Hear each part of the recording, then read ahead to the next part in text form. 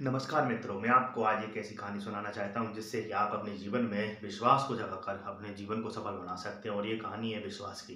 एक बार की बात है, एक बच्चा अपनी माँ से जिद करने लगता है कि माँ मुझे अब छुट्टियों के समय अपने शहर से गाँव जाना है और वो हर साल जाता भी था। परंतु इस बार माँ ने मना कर दिया क्योंकि पिता की तबीयत बहुत खराब थी। पर बेटे ने जिद की और जिद के कारण माँ ने उसे ले जाकर ट्रेन में बैठा दिया कि बेटा जाओ और तुम गाँव में तुम्हें तुम्हारे चाचा जी तुम्हें लेने के लिए आ जाएँगे, तुम चिंता मत करना और डरना मत। परंतु माँ ने उसके हाथ में एक चिट्ठी दे दी कि इस चिट्ठी को अपने पास रखना, अगर डर लगे तो इसे ओपन करके देख लेना।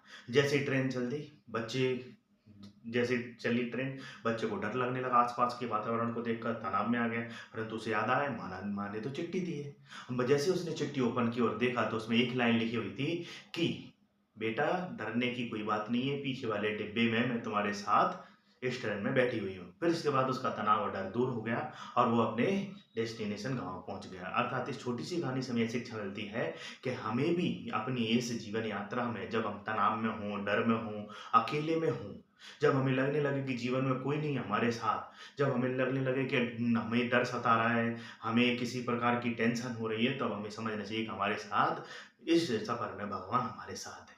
इस सफ़र में हमारे साथ हमारा विश्वास साथ है, इस सफ़र में हमारा साहस हमारे साथ है। तो कभी भी अपने आप को अकेला महसूस ना करें, कभी घबराएँ नहीं, धैर्य ना खोएँ और हमेशा ये समझें कि हमारे साथ भी इस संसार में, इस यात्रा में ईश्वर का विश्वास, ईश्वर की आशीर्वाद हमारे साथ है। तो ऐसी कहानी मैं आपके जीवन में लाता रहूँगा। जय हिंद, धन्यवाद, खुश रहिए, मुस्कुराते रहिए और खुश होकर अपने जीवन में मेहनत करते रहिए। आज नहीं तो कल ज़रूर सफलता हमें मिलेगी। जय हिंद।